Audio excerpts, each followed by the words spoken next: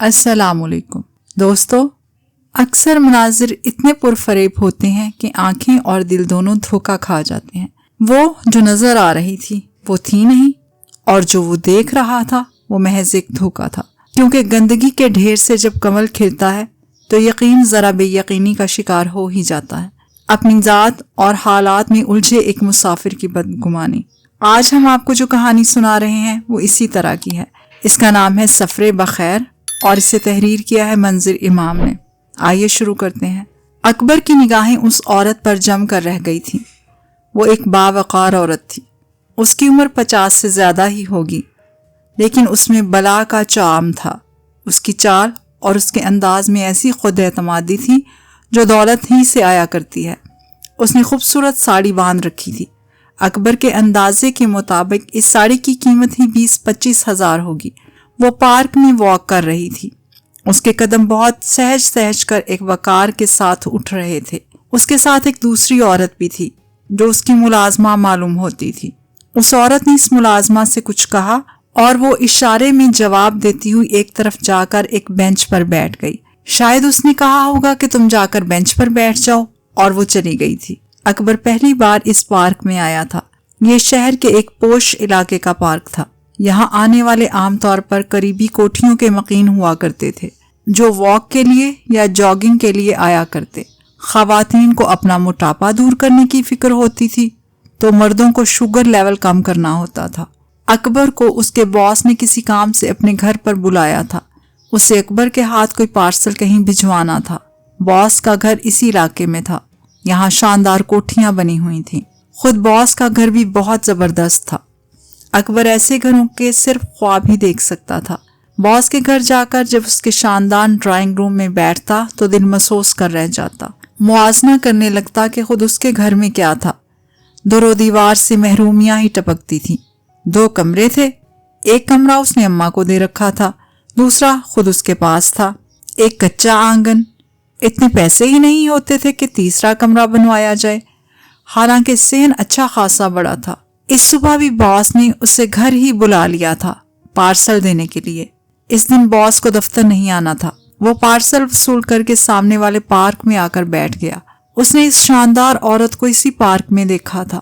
وہ پوش ایریا اس کے علاقے سے بہت فاصلے پر تھا۔ اگر اس کے پاس بائک نہیں ہوتی تو اس کا آنا جانا مشکل تھا۔ یہ بائک بھی دفتر والوں ہی نے اسے دلائی تھی۔ وہ اس عورت کو دیکھتا رہا۔ وہ واک کرتی ہوئی اس کے بینچ کے سامنے سے گزرنے لگی۔ اکبر اسے دیکھ رہا تھا اور سوچ رہا تھا کہ دولت بھی کیا چیز ہوتی ہے، انسان کو کیا سے کیا بنا دیتی ہے۔ اس کی ماں بھی ایک عورت ہی تھی اور شاید اس کی عمر اس شاندار عورت کے برابر ہی ہوگی، لیکن دونوں میں کتنا فرق تھا۔ یہ عورت حسن اور صحت مندی کا اشتہار تھی، جبکہ اس کی ماں ایک بیمار عورت تھی۔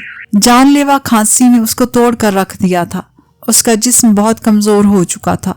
اس کو کئی طرح کی بیماریاں تھیں جن کے علاج کے لیے بھی پیسے نہیں ہوتے تھے۔ وہ عورت واک کرتی ہوئی اس کے سامنے سے گزر گئی۔ اکبر اس کی باوقار اور دلکش چال کو دیکھتا ہی رہا۔ ایک راؤنڈ لے کر وہ عورت ایک بار پھر اس کے سامنے سے گزری، اور اس بار اس عورت نے بھی اکبر کی توجہ کا نوٹس لے لیا۔ وہ رک کر اکبر کی طرف دیکھنے لگی۔ اکبر کو ڈر ہوا کہ وہ کہیں اس کی محویت سے ناراض نہ ہو گئی ہو، لیکن ایسی کوئی بات نہیں تھی۔ اس نے اپنے سر کو ایک جھٹکا دیا اور پھر آگے بڑھ گئی۔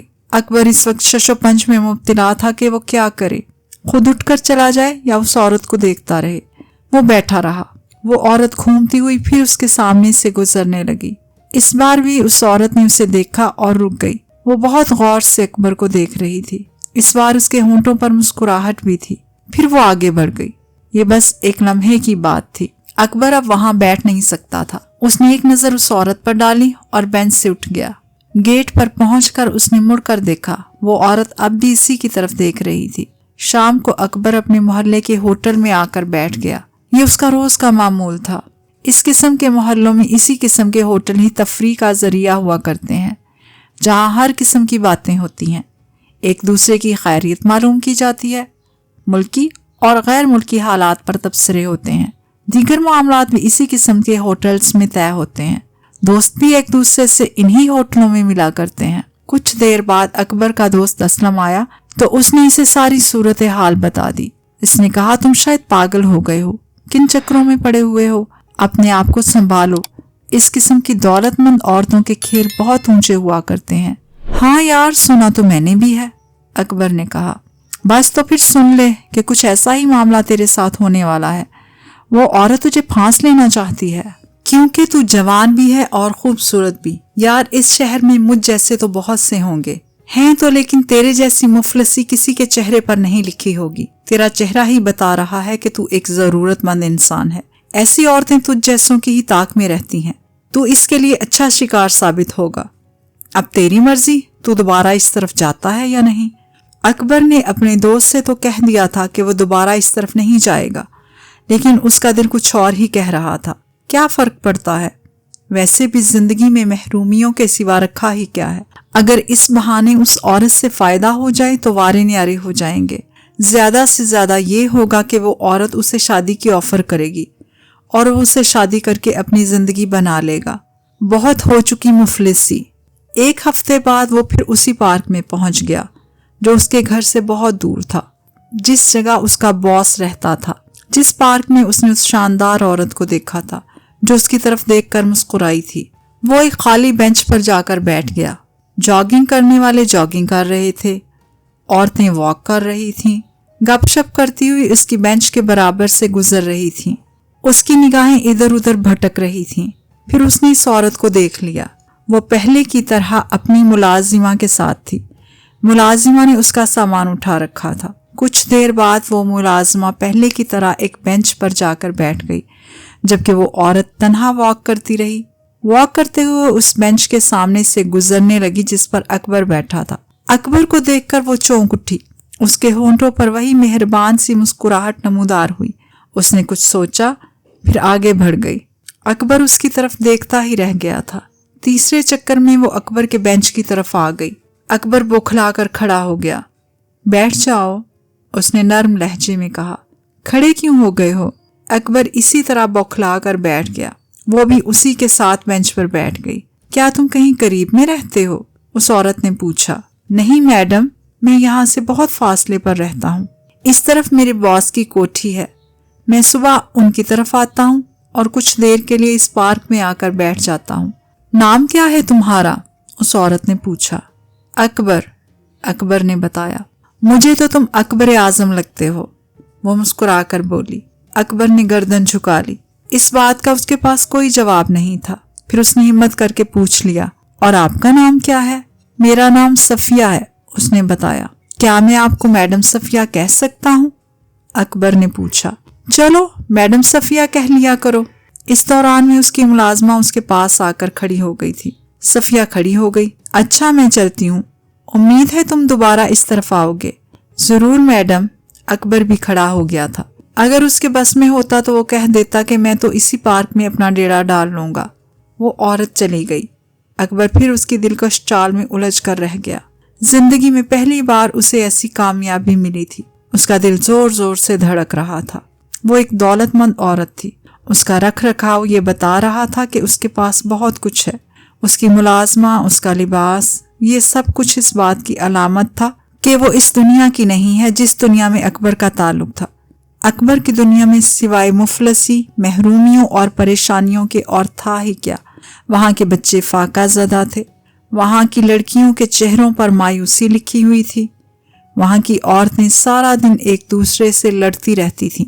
वहाँ के मर्द फैक्ट्रियों में काम करके अपना खून पसीना एक करते थे, तब जाकर 2 वक्त की रोटी मिलती थी। जबकि वो औरत जिस तबके की थी, वहाँ महरूमी नाम की कोई चीज नहीं थी। शाम को होटल में बैठकर उसने अपने दोस्त असलम को भी इस प्रोग्रेस के बारे में बता दिया। असलम बहुत पुरजोश हो गया था। देख लिया ना मैंने क्या कहा था? उसने अपना जाल तेरी तरफ फेंक दिया है। यार कुछ भी हो, औरत है बहुत जबरदस्त और बहुत पैसे वाली भी है, अकबर ने कहा। यार मैं तो सोच रहा हूँ कि उससे शादी कर लूं। इस चक्कर में मत पड़ जाना, असलम ने समझाया। एक तो वो तेरे और मेरे तबके की नहीं है, बहुत फर्क है।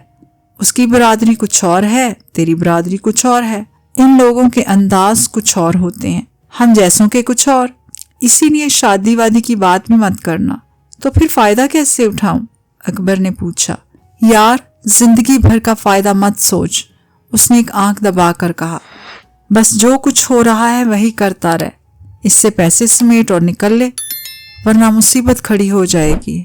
اکبر کی سمجھ میں آ گیا تھا کہ اسلم کہنا کیا چاہتا تھا۔ ایک صبح وہ پھر اسی پارک میں پہنچ گیا۔ اس بار بھی اسے باس نے اپنے گھر بلایا تھا۔ اکبر کے لیے یہ بہت سنہری موقع تھا۔ وہ باس کو نمٹا کر اسی پارک میں پہنچ گیا۔ وہ عورت جس نے اپنا نام صفیہ بتایا تھا وہیں موجود تھی۔ اس دن اس کی بائک بھی اس کے پاس نہیں تھی، اس میں کچھ خرابی ہو گئی تھی۔ اکبر کو دیکھ کر وہ خود ہی اس کے پاس آ گئی۔ اکبر نے سلام کیا۔ وہ اکبر کے ساتھ ہی بینچ پر بیٹھ گئی۔ کیا بات ہے، تم 2-4 دنوں سے اس طرف نہیں آئے؟ اس نے پوچھا۔ جی ہاں، باس کا کوئی کام نہیں تھا، اسی لیے آنا نہیں ہوا، اکبر نے بتایا۔ تمہاری ایجوکیشن کیا ہے؟ اس نے پوچھا۔ میں گریجویٹ ہوں میڈم، اکبر نے بتایا۔ مینجمنٹ کا کام تو کر سکتے ہو نا؟ کیوں نہیں میڈم، بہت محنت سے کر سکتا ہوں۔ تم نے گلوبل انٹرپرائز کا نام سنا ہے؟ یس میڈم، وہ بہت بڑی فرم ہے، اکبر نے بتایا۔ ایک بار وہاں بھی جاب کی ٹرائی کر چکا ہوں لیکن کامیاب نہیں ہوا۔ وہ مسکرا دی۔ کوئی بات نہیں، تم وہاں چلے جاؤ، تمہاری جاب ہو جائے گی، کیونکہ وہ میری ہی فرم ہے۔ آپ کی فرم ہے میڈم؟ اس میں حیرت کی کیا بات ہے؟ کیا میری فرم نہیں ہو سکتی؟ کیوں نہیں میڈم؟ وہ جلدی سے بولا۔ تمہاری عمر کتنی ہوگی؟ اس نے پوچھا۔ اس مہینے کی 17 تاریخ کو میں پورے 25 سال کا ہو جاؤں گا، اکبر نے بتایا۔ اب سمجھی، یعنی 17 تاریخ کو تمہاری سالگرہ ہوگی؟ ارے نہیں میڈم، کہاں کی سالگرہ اور کہاں کی برتھ ڈے؟ ہم غریبوں کی زندگی بس کسی طرح گزر ہی جائے تو بہت ہے۔ میں نے آج تک اپنی برتھ ڈے سیلیبریٹ نہیں کی۔ اکبر نے پہلا جال پھینک دیا تھا۔ چلو، اس بار تمہاری برتھ ڈے ہماری طرف سے ہوگی، اس نے کہا۔ کیا؟ اکبر حیران رہ گیا تھا۔ لیکن کیوں؟ اس لیے کہ ہم جس کو اپنا سمجھ لیتے ہیں اس کے لیے کچھ نہ کچھ کر ہی سکتے ہیں۔ وہ مسکرا رہی تھی۔ اکبر نے دل ہی دل میں خود کو مبارکباد دی۔ اس کا خیال تھا کہ ان مرحلوں میں بہت دن لگ جائیں گے، لیکن اس عورت نے خود ہی پہلا قدم بڑھا دیا تھا۔ اب کیا پریشانی تھی؟ جب یہ عورت اس کے ہاتھ میں آنے والی تھی تو اس کے ساتھ اس کی دولت کا کچھ حصہ تو اس کے پاس بھی آ جاتا۔ اس کے علاوہ اس نے اکبر کو ایک بڑی فرم میں جاب کی بھی آفر کر دی تھی۔ وہ ایسی فرم تھی جس میں ہر کوئی کام کرنے کا خواہش مند تھا۔ اس نے سنا تھا کہ اس فرم میں کام کرنے والوں کے پاس دیکھتے ہی دیکھتے گاڑی بھی آ جاتی ہے۔ چلو میں تم کو اپنا گھر دکھا دوں، اس نے کہا۔ 17 تاریخ کو وہی آنا ہے۔ وہ اکبر کو پارک سے باہر لے آئی۔ چلتے ہوئے اس نے اکبر کا ہاتھ تھام لیا تھا۔ اکبر کی دھڑکنیں تیز ہو گئی تھیں۔ شاید اپنی طرف سے اسے کچھ کہنے یا کچھ کرنے کی ضرورت ہی نہیں تھی، اس نے خود ہی پہل کر دی تھی۔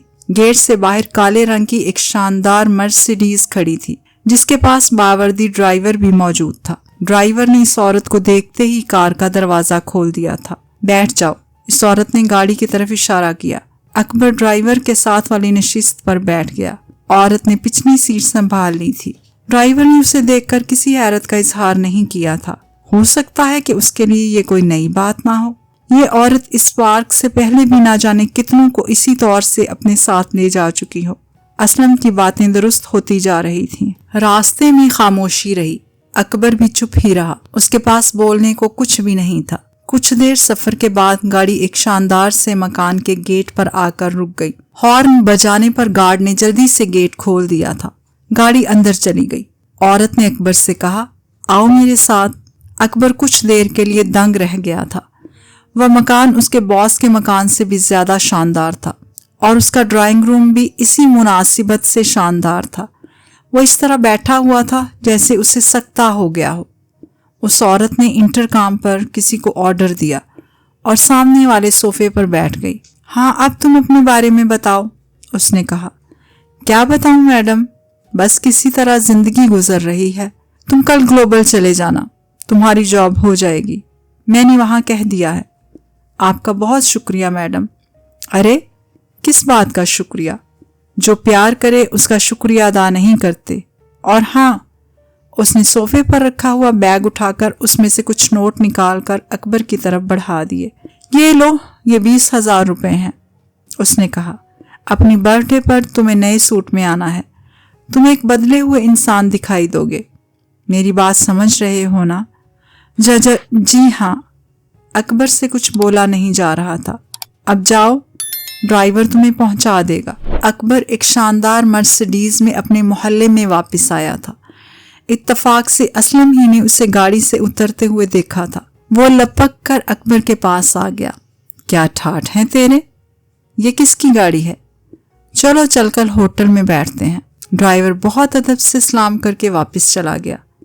اسلم حیران پریشان سا اس کے ساتھ چل پڑا۔ یار اب تو تیرے ٹھاٹھ ہی الگ ہیں، کیا ہاتھ مارا ہے؟ دونوں ہوٹل میں آ کر بیٹھ گئے تھے۔ اکبر نے نوٹ دکھاتے ہوئے کہا، یہ دیکھ ابے، جب قسمت مہربان ہوتی ہے تو حالات یوں بدلتے ہیں۔ کیا اتنے روپے اسی نے دیے ہیں؟ اسلم نے پوچھا۔ ہاں یار، اور جانتے ہو کس لیے؟ تاکہ میں اچھے اچھے سوٹ بنوا لوں، اکبر نے بتایا۔ ایک بات اور سن لو، اس مہینے میری برتھ ڈے اسی کی کوٹھی میں ہوگی۔ کیا کہہ رہے ہو؟ ٹھیک کہہ رہا ہوں۔ اکبر نے ملاقات کی ساری کہانی اسے سنا دی۔ اسلم گہری سانسیں لے کر رہ گیا۔ جا بھائی، تیرا تو کام ہو گیا۔ ہاں یار، اکبر ہنس پڑا۔ ایک بات اور بتا دوں، اس نے میری جاب کا بندوبست اپنی ہی فرم میں کر دیا ہے۔ ملک کی بہت بڑی فرم ہے، میں خود ایک بار وہاں انٹرویو دے چکا ہوں۔ ہاں، پھر کیا مسئلہ ہے؟ سیاں بھائی کوتوال تو ڈر کاہے کا؟ اسلم سے باتیں کرنے کے بعد اکبر گھر آ گیا۔ گھر جاتے ہوئے اس نے اپنی ماں کے لیے بہت سے پھل بھی لے لیے تھے۔ دوسرے دن اس نے دفتر سے چھٹی کر لی۔ اسے سوٹ خریدنے تھے۔ اس نے 2 سوٹ، جوتے اور 2-3 شرٹس لیں۔ ایک اچھا سا پرفیوم لیا۔ اس کے علاوہ اپنی ماں کے لیے ساڑی لی، اس کی دوائیں لیں۔ اس کے پاس جتنے پیسے تھے، ان پیسوں میں وہ یہ سب کر سکتا تھا، اور ابھی تو آغاز تھا۔ اگر اس عورت کی مہربانیاں جاری رہتی تو وارے نیارے ہو جاتے۔ بات صرف اتنی تھی کہ اسے بہت احتیاط سے چلنا تھا، اپنے آپ کو چھچھورا ثابت نہیں کرنا تھا۔ اگر محبت کا اظہار بھی کرنا تھا تو بہت سلیقے کے ساتھ۔ دوسری صبح اس نے اس پارک تک جانے کے لیے کرائے کی گاڑی منگوا لی۔ وہ اپنی بائک پر نہیں جانا چاہتا تھا۔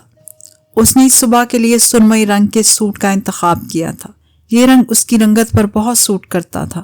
سوٹ اس نے انہی پیسوں سے خریدا تھا جو پیسے اس عورت نے دیے تھے۔ وہ معمول کے مطابق واک کرنے کے لیے پارک میں موجود تھی۔ اکبر جب اس کے سامنے جا کر کھڑا ہوا تو وہ حیرت سے اکبر کو دیکھتی رہ گئی۔ کیسا لگ رہا ہوں میں؟ اکبر نے مسکرا کر پوچھا۔ اس کی آنکھوں میں پسندیدگی کے جذبات تھے۔ اس نے صرف اتنا کہا، چلو میرے ساتھ۔ وہ اکبر کو اپنے ساتھ اپنے گھر لے آئی، اسی شاندار گھر میں جہاں اکبر پہلے بھی آ چکا تھا۔ اس نے اکبر کو ڈرائنگ روم میں بٹھاتے ہوئے کہا، تم بیٹھو، میں ابھی آتی ہوں۔ وہ اندر چلی گئی۔ کچھ دیر بعد وہ واپس آئی تو اس کے ہاتھ میں ایک باکس تھا۔ یہ دیکھو، اس نے باکس کھول کر دکھایا۔ اس باکس میں ایک ایسی چیز تھی جو اکبر کے لیے انجانی نہیں تھی۔ وہ ایک امام ضامن تھا۔ اس کی ماں بھی اسے اس وقت باندھا کرتی تھی جب اس کا باس اسے دفتر کے کام سے شہر سے باہر بھیجا کرتا تھا۔ اس عورت نے بولنا شروع کیا۔ اس کی آواز بہت دھیمی تھی۔ اس آواز میں درد کھلا ہوا تھا۔ میرے بیٹے کو اکثر کاروباری سلسلے میں بیرون ملک جانا ہوتا تھا۔ آپ کا بیٹا؟ ہاں۔ اب اس کی آنکھوں میں آنسو تھے۔ وہ اکثر باہر جایا کرتا تھا۔ میں اسے امام ضامن باندھا کرتی تھی۔ میں اس کے لیے امام ضامن ہر وقت تیار رکھتی تھی، نہ جانے کس وقت اسے جانا پڑ جائے۔ بس یہ آخری امام ضامن اسے باندھ نہیں سکی، کیونکہ اس سے پہلے ہی ایک سفر میں اس کا ایکسیڈنٹ ہوا اور وہ مر گیا۔ کیا؟ اکبر کو جیسے شوق سا لگا۔ ہاں، وہ مر گیا اور یہ امام ضامن رکھا رہ گیا۔ اس دن جب میں نے تمہیں پارک میں دیکھا تو ایسا لگا کہ میرا بیٹا واپس آ گیا ہو۔ بالکل ویسا ہی انداز، وہی خد و خال اور وہی عمر، وہی قد کاٹ۔ تم ہو بہو میرے بیٹے کی طرح ہو۔ تمہیں دیکھ کر میرے دل پر کیا گزر رہی ہوگی، اس کا تم یا کوئی بھی اندازہ نہیں لگا سکتا۔ میں تمہیں دیکھتی رہی، پھر خود پر قابو نہیں رکھ سکی۔ میری مامتا مجھے تمہارے پاس لے گئی۔ وہ رونے لگی تھی۔ اکبر سناٹے میں تھا۔ بیٹا، میں نے جو کچھ تمہارے لیے کیا ہے یا کروں گی، وہ کسی اور کے لیے نہیں، اپنے بیٹے کے لیے کروں گی۔ بیٹا، اب یہ امام ضامن تمہیں باندھ رہی ہوں، کیونکہ تم بھی سفر کرتے رہتے ہو۔ وہ رو رہی تھی۔ اکبر لرز رہا تھا۔ اس نے بھی رونا شروع کر دیا۔ دل ہی دل میں اپنے خیالات پر خود کو ملامت کر رہا تھا۔ ایک ماں نے اپنے لرزتے ہاتھوں سے اپنے بیٹے کو امام ضامن باندھ دیا تھا۔ تو دوستو کیسی لگی آپ کو ہماری یہ کہانی؟ امید ہے ضرور پسند آئی ہوگی۔ اپنی قیمتی رائے کا اظہار کمنٹ میں ضرور کیجیے گا۔ ملیں گے کسی اور اچھی کہانی کے ساتھ، تب تک کے لیے اپنا بہت خیال رکھیں۔ اللہ حافظ۔